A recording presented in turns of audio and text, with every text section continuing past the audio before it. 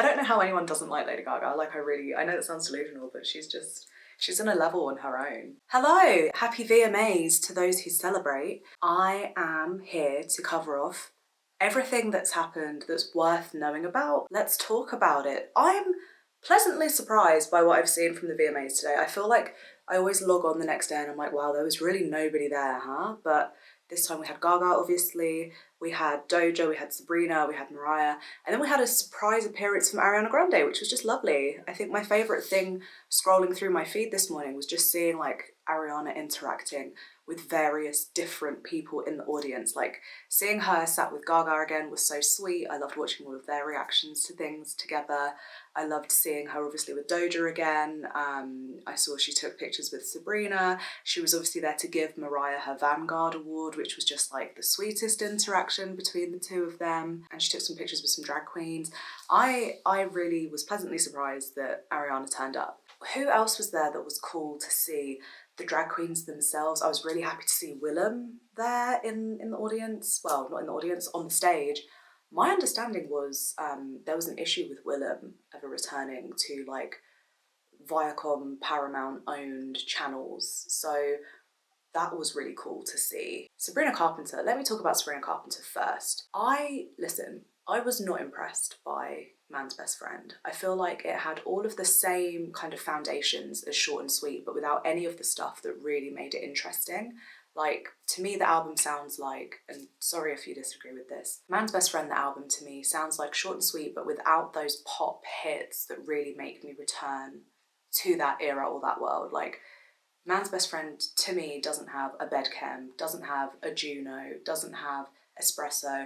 So without those kind of hooky hits that I really liked from Short and Sweet, I just didn't really see the point of Man's Best Friend, which is a shame because I was kind of rooting for the album to be something that it wasn't with that album cover. I was like, if you're gonna go really bold and out there and put that as your album cover, the music needs to be pretty cool. It needs to say something. And I just unfortunately didn't think her critique of men or just the sound, nothing was really provocative enough in the material. So the album cover for me didn't really match. So I had quite low expectations for her VMAs performance. I think her previous VMAs performance was nice. It was good. It was okay. Like it wasn't a bad performance, but it was basically met my expectations. And I think a good VMAs performance will exceed your expectations. So Sabrina, for me, last time she performed at the VMAs was very like, oh, that was good, that was quite nice. And that's kind of what I was expecting this time. But I was really pleased to see she went with a completely different image. Like, I loved the staging. It really reminded me of Christina Aguilera's Can't Hold Us Down music video. I'm not sure exactly why she had so many drag queens in the staging and the dancing and everything. And I know she had a bit of like a pro LGBT message in the music video. I'm still not really sure what the link is between Tears, the song, and pro-LGBT. I'm not really sure where that link is, but I'm here for it. I loved that she got Honey Balenciaga, I recognised. You'll know Honey Balenciaga if you are a fan of Beyonce. Honey Balenciaga was on the Renaissance and Cowboy Carter World Tours. And then, of course, Honey Balenciaga was also in the Abracadabra music video. So Honey Balenciaga has been doing like a circuit of all the main pop girls lately. It's really cool to see. Yeah, really happy with Sabrina's performance. I think she, as I say, my expectations were down here. Not because I thought she was going to do badly, just because I wasn't super impressed. I think it is cool for Sabrina Carpenter to be so pro-LGBT without kind of trying to do it so carefully. I think we're at a time where, you know, speaking up about trans rights is controversial. I think there was a time where it was easy to go, gay is okay, and there wouldn't really be much backlash, there wouldn't really be much controversy around it. But right now, it is a controversial time to be so vocal about gay rights. And so yeah, for Sabrina to do that on the VMA stage, I think is really cool. I hope she keeps it up, and I hope she keeps advocating where she can, because I mean, I made a TikTok about this recently when I was talking about Lil Nas X and the general response to his, what are we calling it, a psychotic break, I suppose, his incident. I don't really know what the best terminology is, but the response to what happened with Lil Nas X recently in the news really just made me feel uncomfortable about where we are with sort of LGBT sentiment. I think people are really anti-gay at the minute. I think it stems from being anti-trans first, and I think it's spreading from that, and it's getting, I don't really think in a lot of places where we assumed, oh, it's safe to be gay, I don't really think it is at the minute. I think it's worse than we think it is, honestly. I think when you're in a bubble of only kind of consuming content made by people who are pro-LGBT, your friends are all pro-LGBT, the people you work with maybe are pro-LGBT, when your kind of space is so curated, so you're not kind of facing homophobia, transphobia in your day-to-day, you can forget how bad it is outside of your bubble. And I think Sabrina Carpenter, being a blonde, sexy pop star, is somebody who is going to appeal to the mainstream, and the mainstream doesn't like trans people right now. So I think for her to make a statement and have drag race queens, trans dancers, all holding up protest signs on stage during her performance, I think that is impactful. I really do. There's a lot of kind of discussion, isn't there, about like drag itself. Will drag ever be mainstream? And I think drag race is mainstream. I think that's undeniable. But I think at its heart, I don't know if I agree. I think I probably do agree. Drag, to an extent, is always going to be underground. It has underground roots, and drag is a protest. So yeah, props to Sabrina for this. I think that was really cool of her. I liked one of her outfits I saw. The song Tears is okay to me. It's not one where I'm like, that's a hit, I'm going to be adding it to my playlist. And I wasn't super impressed with Man-Child either, but I saw this photo of Sabrina and Ariana Grande. I thought, it's like a different look for Sabrina, so I'm glad she's doing something sort of different. Ariana, don't love the outfit, this one, but I think it kind of makes sense for where she is right now in her sort of still Glinda, still Ariana Grande, still Eternal Sunshine, still actress moment she's doing right now. It's nice. It's nice enough. I don't love polka dot, really. But as I say, I think it kind of makes sense for where the Ariana Grande brand is right now. I was having this really interesting conversation with my friend Lizzie about Sabrina Carpenter, and how if she keeps just kind of sticking with the same aesthetic and the same kind of thing, where there's not really been much progression between Short and Sweet and Man's Best Friend, her image is going to date very quickly. People are going to get very bored of it. And I think, she could almost go down the same route as Katy Perry, where she was so loved at one point and did what she did really well, but then all of a sudden it just got boring and people got bored of it. And I think that is a real risk. So I think for her to kind of diversify, I don't think she has diversified that much, but just looking at kind of what she's brought to the VMAs this year, it is a step in a new direction, I think, for Sabrina. So yeah, props to her. I thought she did well this year. Well, let's talk about Doja Cat. In my mind, aside from Gaga, Doja Cat, I would have predicted to have had the best VMAs performance this year. And I think I also predicted she would have been my favourite red carpet. I loved the glam and the fashion from Doja this year. I really, really did. Her red carpet look first. I know they've announced that she's actually an ambassador for MAC as well, which makes sense why she was eating the lipstick. I thought that was very fun, very campy, very on brand for Doja. I really do think with all the pop girls currently, none of them really do world building as well as Doja Cat. And I think none of them come close to Gaga, even remotely, for me. I'd say current pop girls, people would argue maybe Taylor Swift and Beyonce do a really good job of that. Maybe they do. I like Beyonce. I don't know enough about Taylor Swift to comment on it really, but I don't think anyone brings you into a world the way that Lady Gaga does. I think the person who comes closest, honestly, is Doja Cat. I really do. I think the whole, it's not just an aesthetic, it's like she's really living it. And it's not just, oh, I'm going to wear this because it goes with my album theme. It really does feel like she's immersing you into the world, and she's fully there. She's fully committed. It's, what it is? It's performance art, and that's what Gaga studied, obviously, before she was famous. She studied performance art and being what it was to be a shock artist, what it was to be a performance artist, and she brought that into her pop music world. She combined all of those things, and I think Doja Cat comes the closest to doing that, honestly. Loved the glam this year. The performance I liked. I feel like Jealous Type is such a hit that is being slept on. But if I'm being super honest, maybe it's because I had high expectations for Doja. I would say she met my expectations. She didn't exceed my expectations with her performance. But that's not a bad thing. It was still a good one.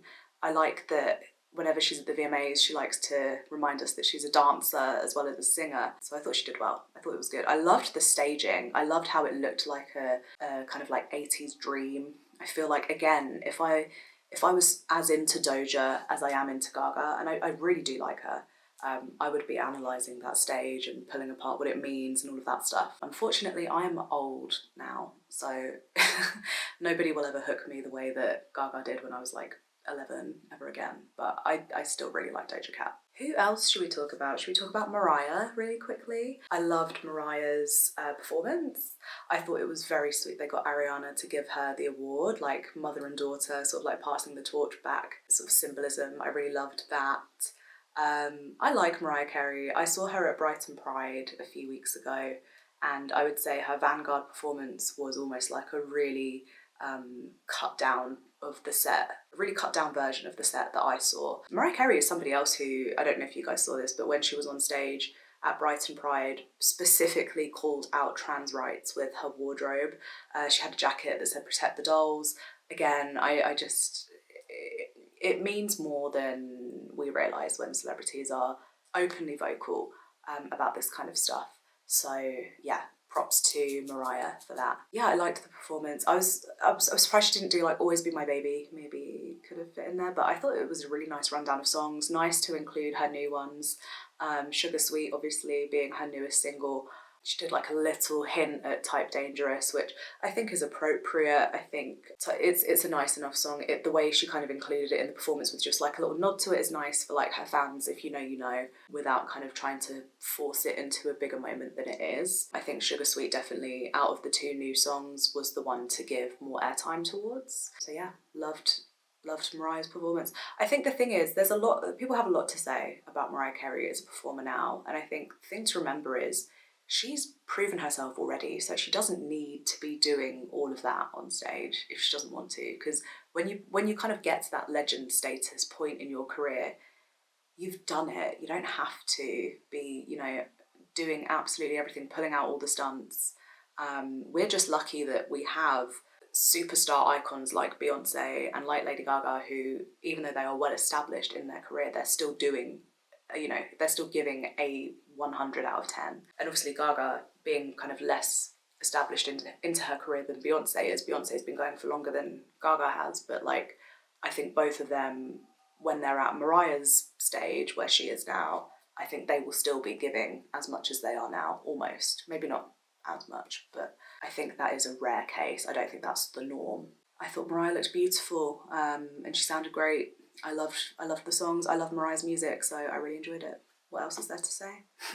I am really shocked that we are giving Steven Tyler a platform in 2025. Let me just Google this so I know I'm correct, because I don't want to speak on this without, you know, having my facts all there. Julia. Okay, Steven Tyler was 27. I'm 28, for context, so a year younger than me. Then he started dating 16-year-old Julia. He then adopted her. Yes, I knew that was a thing I'd heard before. Yeah, I don't need to really explain why that is absolutely stomach-turningly vile and disgusting. Yeah, shocked that Steven Tyler is able to just perform at the VMAs in 2025. I think that's absolutely disgusting, and I think anyone involved in that needs to take a look at themselves. How about that? What else is there to say about the VMAs other than Gaga? I am going to talk about Gaga. I watched Tate McRae's performance. I thought it was fine. I don't dislike Tate McRae, but I tell you what, after seeing Addison Rae, I went to her show the other week and I was so impressed. And I actually went with my friend Lizzie, and we came away saying the way people talk about Tate McRae being this incredible dancer and being like Britney Spears' pop daughter, all of that conversation should go towards Addison Rae instead, because Addison Rae is an incredible dancer, like really impressive at dance. And she sings. I think her music is better. I think, again, her world building is better. I felt more immersed into the world of Addison Rae. Whenever I watch something that Tate McRae does, it does feel kind of okay, cool, like it's nice. Could I do that? No. I'm not saying that I have the same skill set as Tate McRae, but I'm just not as impressed by it. I don't know, maybe it's a matter of personal preference rather than kind of anything being there to critique, but I just don't really, I don't know who Tate McRae is, do you know what I mean? And that's not me saying, oh, because I haven't looked her up. That's me saying I don't know. I wouldn't hear a song and be like, yeah, this sounds like Tate McRae. Or I wouldn't like see an outfit and be like, oh yeah, I could so see Tate McRae wearing that. Like there is nothing really about her specifically where I am drawn into her brand or who she is as a star. I feel like she is just a name at this point.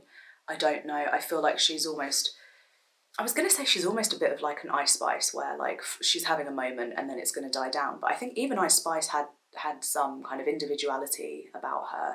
You know, she had some personality, whether you like it or not. There were things that were kind of unique about Ice Spice, and I don't think there is much unique about Tate McRae, other than the fact that she dances. But again, I think there's more impressive dancers in pop right now. I feel like Doja Cat is a really impressive dancer. I feel like Addison Rae is a really impressive dancer. And then, you know, if you go back to Britney, I guess Britney is like Britney in her prime today is vintage. Do you know what I mean? So you do have to go back to kind of look to that reference, but it just doesn't feel exciting enough for me. I watched her performance. The music, again, it's like, it's fine. Nothing really. I would say again, if you asked me to like where I should set my expectations for a Tate McRae performance, she met the expectations. So what now? That's all I have to say. And it's not even me being shady. That's just, I feel like I'm saying a lot of words that sound like I'm being very harsh on Tate McRae, and I'm not trying to be. I'm just not. If it's a spectrum of like love her, hate her, I am just truly in the middle. It's not like I'm trying to shit on her or make her sound bad. I'm just not particularly, you know, indifferent. Indifferent is definitely the word. Was there any other looks I wanted to talk about? This Doja Cat look, you can see she sat here with FKA Twigs. She was nominated, wasn't she, FKA Twigs? Did she win for choreography? I did think, this is going to be controversial, I saw Abracadabra was up, and I saw Eusexual was up for best choreography, and I actually thought if Gaga loses to anybody, I actually think Eusexual might deserve it tiny bit more than Abracadabra. But yeah, nice to see Twigs. I liked that her hair was like in the shape of headphones, very cutesy. These two, I've wanted these two to collaborate for a very long time, Doja and FKA Twigs. I don't know if you guys know, but Doja has this unreleased song called Generous, and it really, to me, sounds like Twigs would fit perfectly on that song. And I would love to hear a whole album of like Twigs and Doja, because I feel like they have their perspective on music to me feels very unique. So I would really love to hear them do like a whole album together, and I would absorb that. Like, I would take that all in, and that would be like all I would listen to solidly for like 6 months. I really do feel that way. But I heard they had beef, so I don't know what the tea is there. And looking at these photos of them together, they seem, they are just posing, so I guess it's hard to read into what's really going on here, but I don't know if they have beef or not, but they both look gorgeous. This is very cute, Ariana crying during Gaga's VMAs acceptance speech. I love the two of them. I love watching all their little interactions. I'm so glad we had camera on them for most of the time. Zara Larsson loved her red carpet look. Really feels like so quintessential VMAs. Really enjoyed that. Oh yeah, I loved this Sabrina look. You know, it's not super out there. It's not like it's going to make headlines, but I just liked the dress. I like the colours of it. It's a different colour palette for her. It doesn't just feel like short and sweet 2.0, so I quite liked this for her. Let's talk about Gaga then, shall we? How on earth she went to some of the show and then was back in time to do a performance at Madison Square Garden the same night, I do not understand. I loved her look. I do feel like it's almost an extension of the costume she has at the Mayhem Ball for Love Drug and Zombie Boy. You guys know I'm not like watching super video spoilers, but it's that section which has the black coat with the roses, right? It feels like this could have been that a little bit, so I like it, but I wasn't also like, wow, this is her best red carpet. I mean, I love the makeup actually. Looking at the makeup, I really do enjoy that, but I do feel like I probably prefer the Mayhem looks we had for the award season at the beginning, like her Grammys look. It's not like a super shocking look. It's not like a super detailed look where you're like, you know, but sometimes the simple stuff just hits perfectly. Like, she looked stunning at the Grammys. So I probably prefer the Grammys look to the VMAs, but I'm happy we've got a new Mayhem red carpet. Like, always happy for that. Love the gloves. Yeah, I like all the little details. It's just nice to see Gaga out and about. And I actually just like her presence at these things. I just like, as I say, to see her interacting with other celebrities. It's just interesting to watch. I don't know, maybe that's parasocial of me, but I quite enjoy it.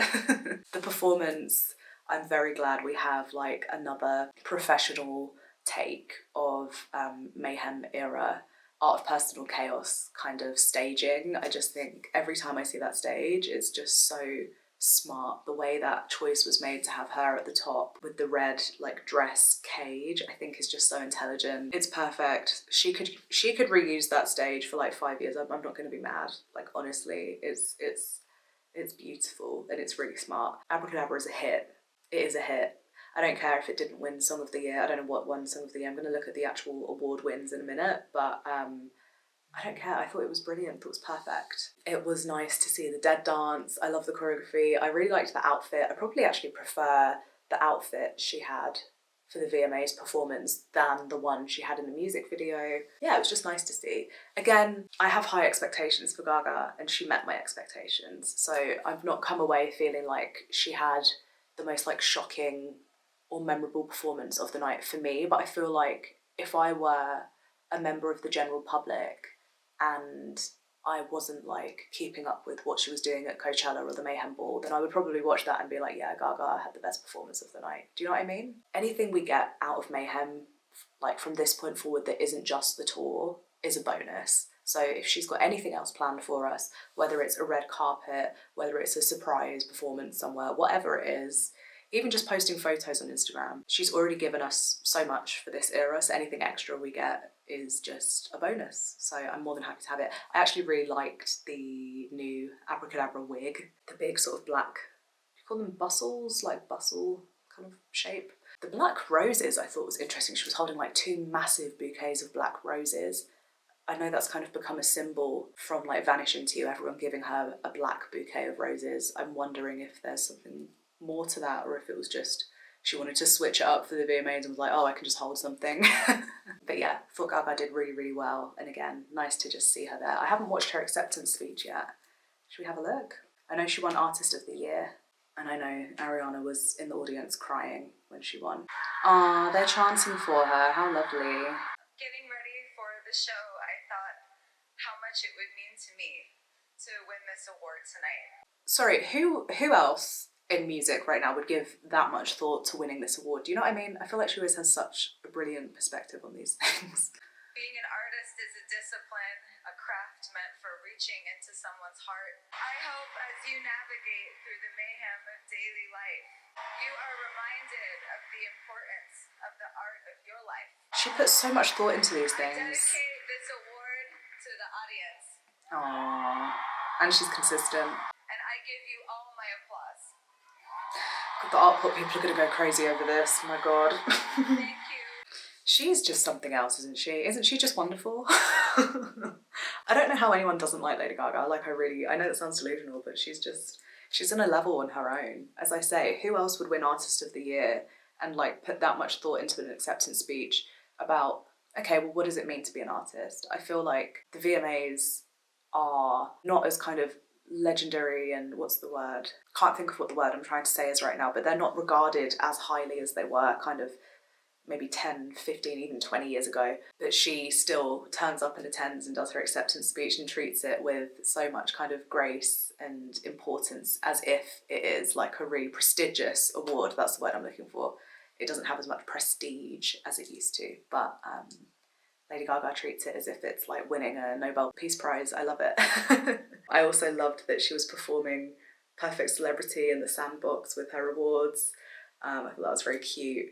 Yeah, I just love her. I really do. You guys know that already. I love my girl Rebecca Black. I don't know who sent her out looking the way she did. I was very upset to see that. Yeah, I was quite disturbed. I just want to say this. My favourite VMAs, one of my favourite VMAs performances of recent years, and I feel like this is not, I feel like it's appreciated by some people, but it will always be underrated by default, is Ungodly Hour by Chloe and Halle. They did the like pre-show performance, I think, of the COVID year of the VMAs, and to me, that again is like an excellent example. That to me up there is like with the world building of Addison Rae and Doja Cat, where it's like you've got a really simple concept, yet I am so drawn in, I understand it completely. I don't need to understand like all the background or the lore or everything. I just watch it and I get it. And it's so simple and so brilliantly done, just really intelligent, smart choices about everything. That performance is incredible to me. If you haven't seen it, make sure you watch it. Ungodly Hour, Chloe x Halle. Their vocals are beautiful. The choreography is so simple, but again, just so effective. Really, really love that performance. So yeah, I think that's the bar for me. Like, it's unrealistic to watch the VMAs in 2025 and expect another Lady Gaga paparazzi performance, you know? Like, no one is really going to do that. Not for 30 years, I don't think anyone is going to come close to that. So the bar is actually a little bit lower. And for me, it's performances like that Ungodly Hour one that really that's like kind of the new bar. Just, again, it's not about having the most intricate staging or the most kind of detailed costumes or the most shocking moment of the night. It's just doing your job and doing it really well and being intelligent with what you choose to present to the world on the stage. And I think for me, Sabrina Carpenter kind of because again my expectations were low for her, not low but just kind of subpar, and I thought she did really well. Let's look at what you guys were saying about your VMAs predictions. We can talk about that because I did get a few little comments I was going to talk about. I asked, is the Dead Dance staying in the Mayhem Ball set list after the VMAs performance? Lucy says maybe not permanently at all shows, but I think there's a good chance she'll perform it now that it's just come out and leading up to Halloween. I think you're right, because she did just perform it as the encore song at Madison Square Garden last night. Notice how the VMAs are watched more than usual when there's Lady Gaga. She's the one keeping them alive. True.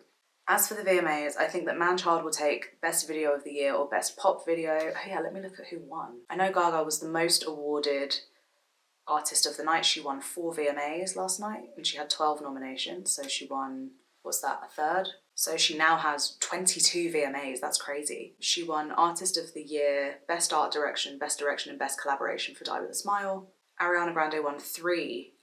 She won Best Long Form Video, Video of the Year, and Best Pop. And then Sabrina Carpenter won Pop Artist, Best Album, and Best Visual Effects for Manchild. So this comment said, as for the VMAs, I think that Manchild will take Best Video of the Year or Best Pop Video. You were close. I do think and hope for LG to take Artist of the Year, yes, and she did. As a Swiftie, I'm just so confused why Taylor is even on the list. Like, Blonde, like, she's, hold on. She's set to release The Life of a Showgirl in October and has done nothing else this year.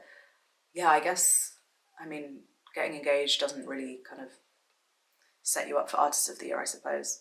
But I can't ignore that Swifties are delusional and will probably vote a shit ton for Taylor, yes. But I also do think the voting for the VMAs is a little bit skewed, you know? Best collaboration has to be Die With A Smile, and it was. Best choreography, Abracadabra, duh. I wondered, did Twigs win that?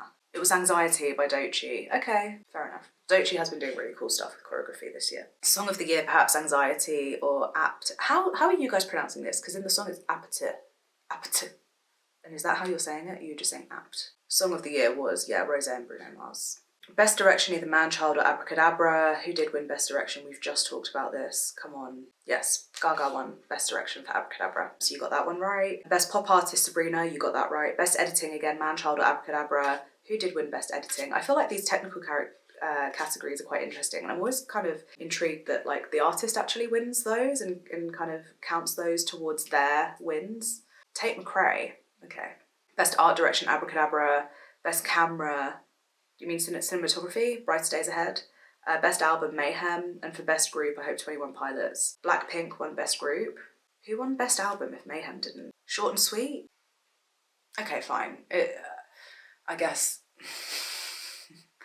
in the public's mind, Short and Sweet probably had more impact. No, because Mayhem has Die With A Smile. I don't know. That was that. I think that was all my comments I got. If I missed your comment on the VMAs, I'm very sorry. But I want to do this a little bit more kind of reacting to your thoughts as well as giving mine. I feel like this is a nice, fun thing to do going forward. So yeah, if you have anything else you want to say about the VMAs, let me know in the comments below. I always read your comments. As always, don't forget to subscribe if you haven't already. I'm trying to get into the habit of saying that and being like a professional YouTuber person, and yeah, must tell you to subscribe. I am going to be doing a lot this month, so I'm not going to be doing a Starstruck episode for a while, but there will be other content coming out.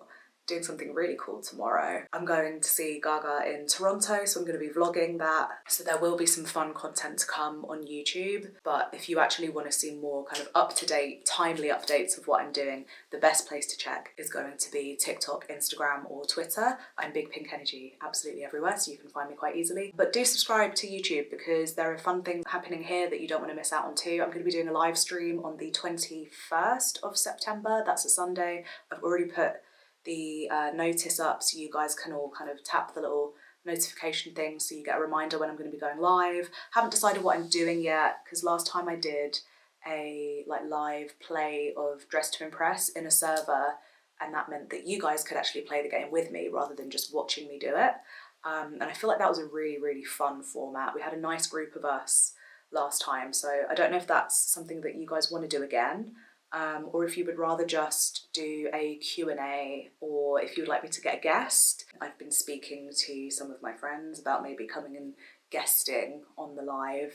So let me know what you would rather do and I'll make it happen for you. But yeah, this is a really busy month, so apologies in advance for the lack of podcast episodes, but I hope that this has been fun to watch, and I hope the other content I have planned for you is also fun. We are like less than a month away until Gaga's back in the UK, so it's a busy time for me, what can I say? Anyway, as I say, thank you so much for watching. Don't forget to subscribe, best wishes and kisses. Bye bye bye.